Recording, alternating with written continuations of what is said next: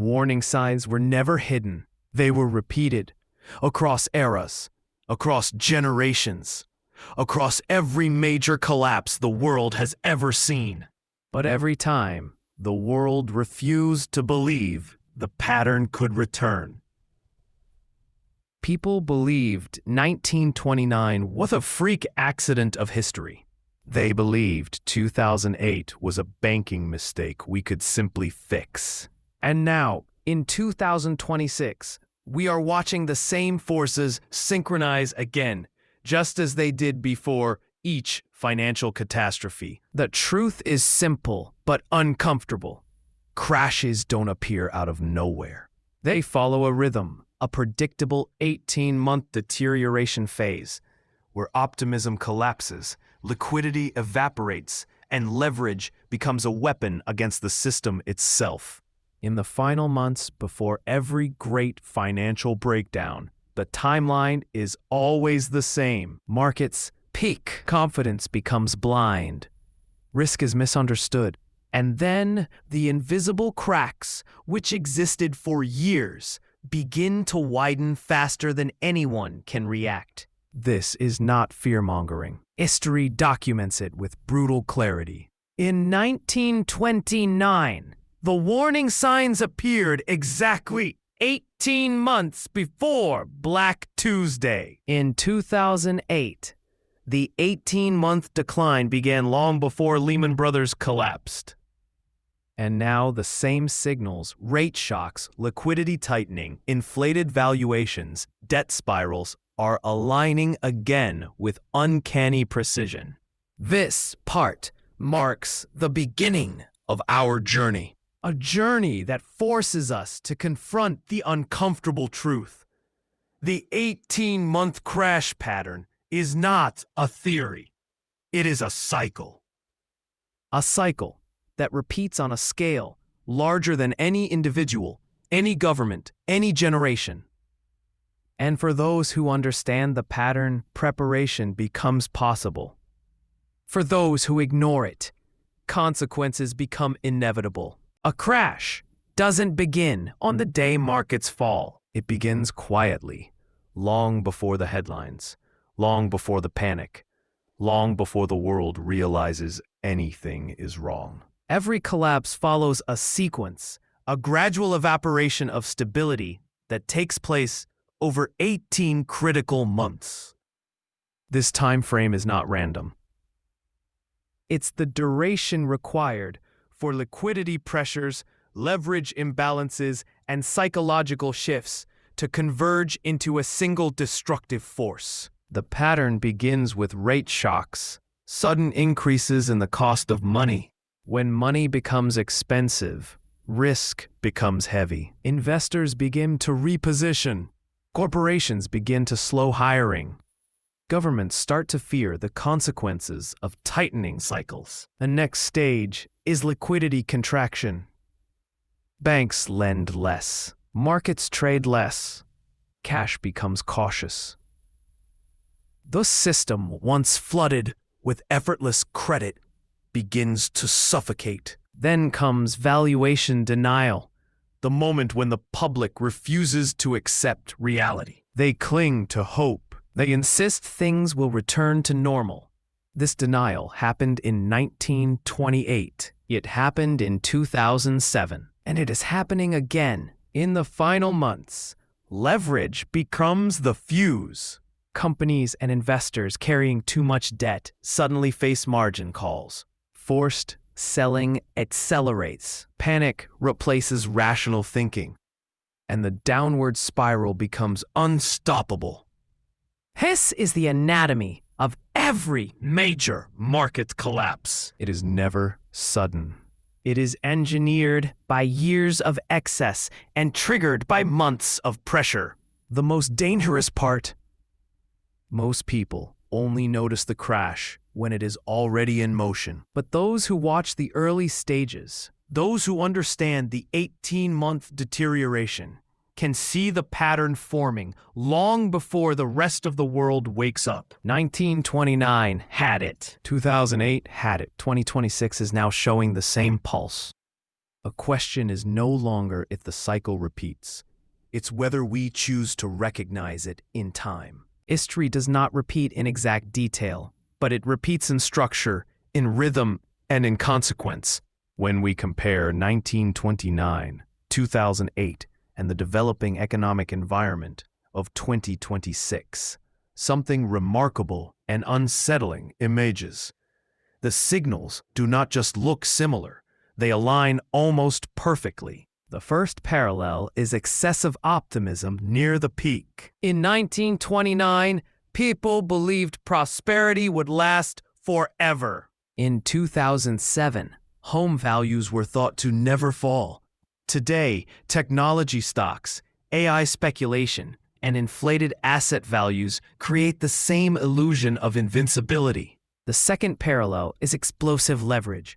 Margin debt in 1929 was historic. Housing leverage in 2008 was catastrophic. And now, corporate debt, government debt, and personal leverage have exceeded every previous record simultaneously.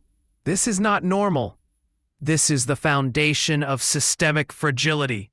The third parallel is the lagging response to tightening cycles. In both past collapses, the Federal Reserve raised rates aggressively after years of easy money. The system, addicted to cheap liquidity, cracked under the sudden weight of tightening. The same pattern is unfolding again, nearly point for point. But the most concerning parallel is time. In both 1929 and 2008, the real crash arrived 18 months after the cycle's peak, not instantly. The deterioration phase, the same phase we are currently entering, is the true danger zone.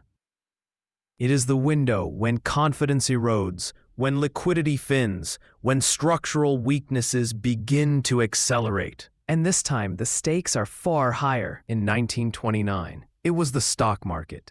In 2008, it was housing and global banking. In 2026, it is everything at once: markets, debt, currency systems, geopolitics, technology bubbles, and global supply chains. A synchronized collapse is not just possible, it is mathematically probable. For those who study the past, the message is unmistakable. For those who ignore it, history is preparing its lesson once again. But understanding these parallels does more than reveal danger. It reveals opportunity, because every time this pattern has returned, those who recognized it early were able to reposition before the world felt the impact. The pattern is repeating. The echoes are clear. The question now becomes, how will you respond before the final phase begins? A crisis is never just numbers on a chart. It becomes real when it reaches ordinary people, families, workers, young professionals, and every individual trying to build a stable future. And in every major collapse, from 1929 to 2008, the impact has always fallen hardest on those who were least prepared for it. When the 18-month decline begins, the first pressure appears quietly. Prices rise faster than incomes. Groceries cost more. Rent climbs. Utilities spike. The paycheck that once felt enough suddenly begins to shrink, not in amount, but in power. And comes job fragility. Companies slow hiring first. Then they freeze it. Then they start cutting.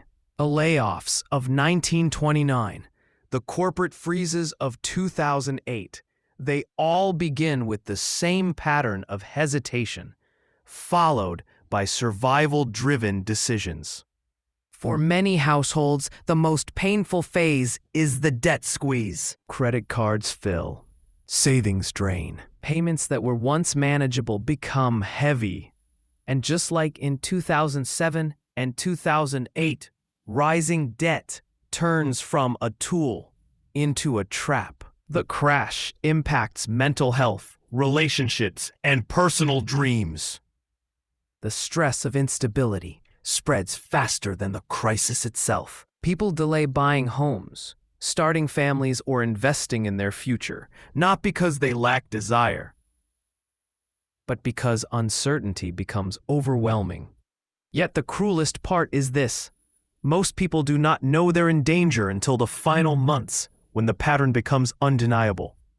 By then, markets have already shifted, opportunities have already moved, and the system shockwaves have begun to ripple through every layer of society. But this part of the story is not only about suffering.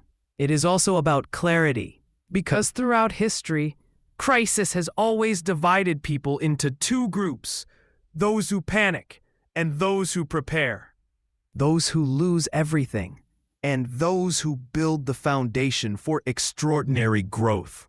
The truth is harsh but empowering. You cannot control the crash, but you can control your readiness. Every major collapse has created a new generation of wealth, not through luck, but through positioning and awareness. As the 2026 pattern intensifies, individuals who understand the rhythm will not be blindsided. They will adapt before the pressure peaks. They will protect their families while others are still in denial. And they will see opportunities emerging long before the broader public recognizes them.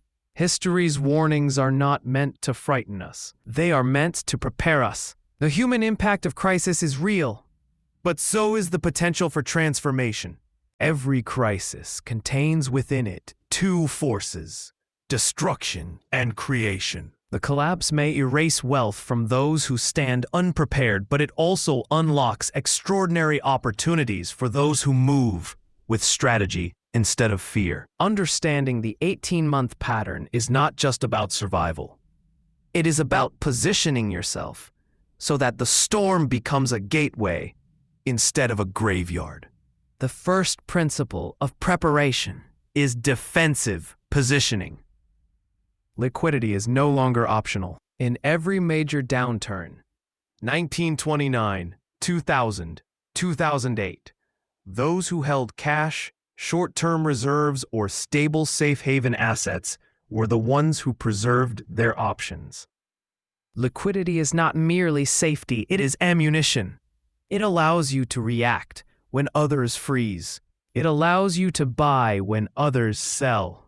It allows you to move when others have no choice but to wait. The second principle is smart diversification. Not all assets crash equally. Some fall early, some fall late. Some rise in the heart of crisis, and some, like gold or high-quality cash flow generating real assets, often behave as crisis stabilizers. A portfolio with multiple uncorrelated pillars is stronger than one built entirely on hype or momentum. The third principle is timing the accumulation zone, the rare window when prices detach from fundamentals and fear overshadows logic. This is the moment when wealth transfers occur. This is when billionaires quietly expand their positions. This is when generational opportunities appear. Not when markets are rising, but when they are burning. The fourth principle is psychological resilience. Market crashes are not only economic events, they are emotional storms. Fear distorts judgment. Panic destroys discipline. But the investors who thrive are those who separate noise from signal, chaos from opportunity, collapse from rebirth. They focus not on the next week, but on the next cycle. And the final principle is long-term transformation. Crisis is the reset button of capitalism. Industries realign. Winners and losers change places. Entire fortunes shift from weak hands to strong ones. Those who recognize the pattern early do not merely avoid loss. They reposition themselves into the next era of innovation, productivity, and value creation. The 2026 pattern is not destiny, but warning. Not a prophecy, but preparation. The world has seen this rhythm before, in 1929, in 2008, and in every cycle where excess met reality. And each time, Those who understood the signals stepped into the future, stronger than the world around them. You cannot stop the cycle, but you can ride it with clarity. You can position yourself with intelligence. You can turn crisis into the greatest strategic advantage of your life. Because the truth is not that the 18-month pattern repeats. The truth is that those who learn from it rise every time it returns.